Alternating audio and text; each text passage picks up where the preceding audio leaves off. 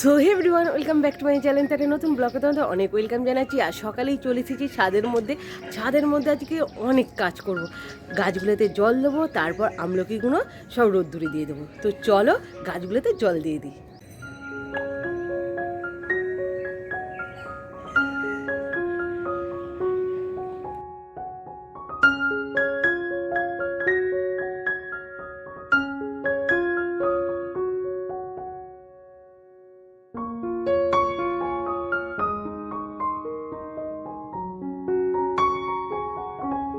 গাছের জল দিয়ে আমার হয়ে গেছে। এবার আমলকিগুলো ভালো করে শুকনো করতে দিয়ে দেবো রোদ্দুরের মধ্যে। এই যে কালকে এখানে আমি এক জায়গায় করে রেখে দিয়েছিলাম, আজকে দুটো থালার মধ্যে আমি ভালো করে দিয়ে দেবো। তো চলো দিয়ে দিই।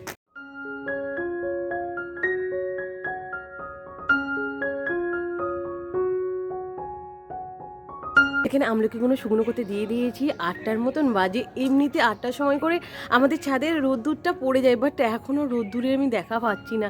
আর পুরো আজকে মেঘলা করে আছে, জানি না মানে আজকে রোদ্দুর উঠবে কি না। তো চলো আর থাকবো না ছাদের মধ্যে, এবার চলে যাই নিচেতে। দেখো আমি কফিটা করে রেখে দিয়েছি, এই যে। আর এই ঠান্ডার সময় না এই গরম কফি খেতে জিমে গিয়ে এত ভালো লাগে।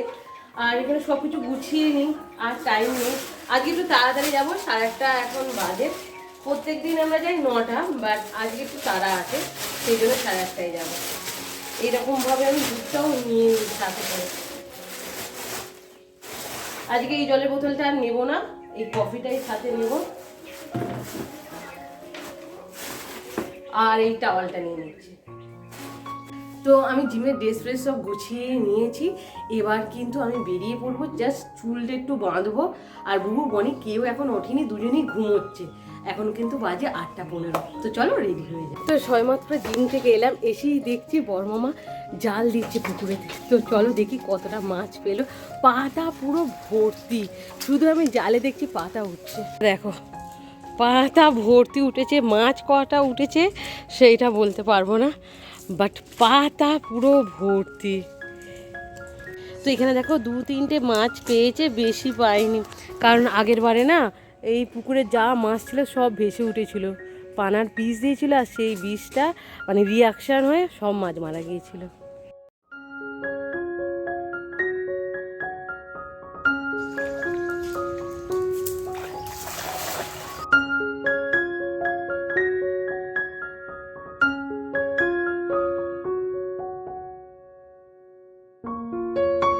তো সেরকম মাছই ওঠেনি, শুধু পাতা আর পাতা, পাতা ভর্তি। সেই জন্য ভাবলাম বাড়ি চলে যায়, আর ভালো লাগছে না। এখন আর রোদ্দুরটা সহ্য হচ্ছে না, মানে রোদ্দুরে এসেছি চোখ চাইতেই পাচ্ছি না, এতটা রোদ্দুর। তো স্নান টান করা কমপ্লিট হয়ে গেছে। তো এখন ছাদের মধ্যে এসেছি জামা কাপড় মেলতে। আর আমার আমলকিগুলোর অবস্থা দেখি। আমলকি একটু এই যে একটুখানি এইভাবে মেলে দিতে হবে, তবেই কিন্তু এই জলটা যে আছে সেটা শুকিয়ে যাবে। এই একটা দুটোই হয়েছে, ভালো করে শুকিয়ে যাক, আর কিছু চাই না। যে বনি স্নান করা হয়ে গেছে?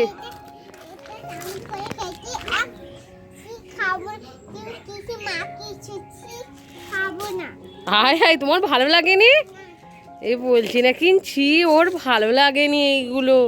কেন বনি, তুমি তুমি কিরকম করেছো? এরকম করেছো, তোমার ভালো লাগেনি? তাহলে তোমার এমনি আমলকি খেতে দেবো, ঠিক আছে?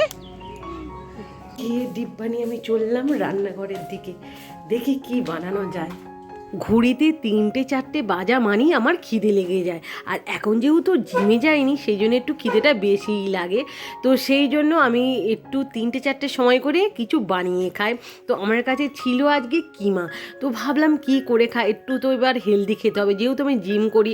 আর রোগা হওয়ার জন্য কত কিছুই না আমরা মানে খাচ্ছি যাকে বলে।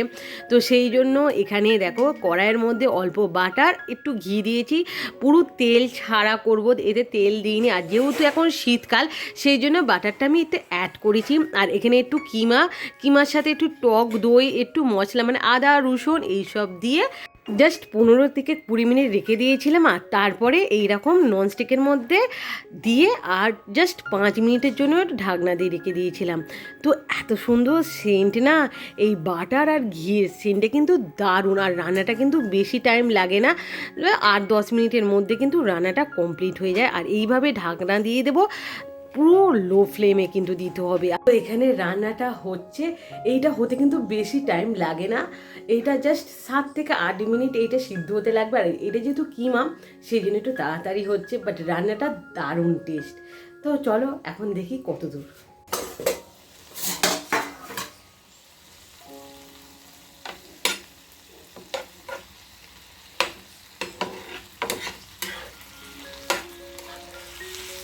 তো এখানে দেখো অনেক দিন পর এই যে এর মধ্যে আছে আমার ওটসের আমি কত চিলা বানিয়েছি, বাট 1 মাস হলো ওটসের আমি কোনো কিছু রেসিপি তৈরি করিনি। এখানে দেখো পুরো দুটো প্যাকেট ভর্তি আছে। এই যে এখানে জানি না এখন কীরকম আছে, 2 প্যাকেট ভর্তি। আশা করছি কাল পরশু করি ওটসের চিলা বানাবো।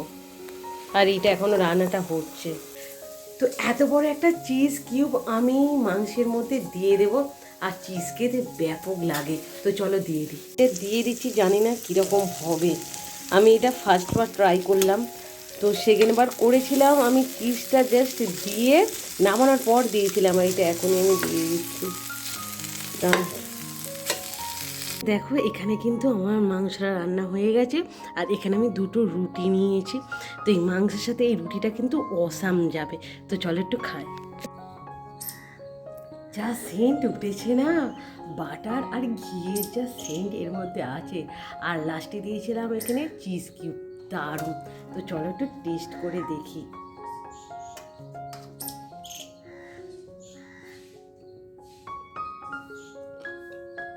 দারুণ খেতে, দারুণ অসাম খেতে হয়েছে।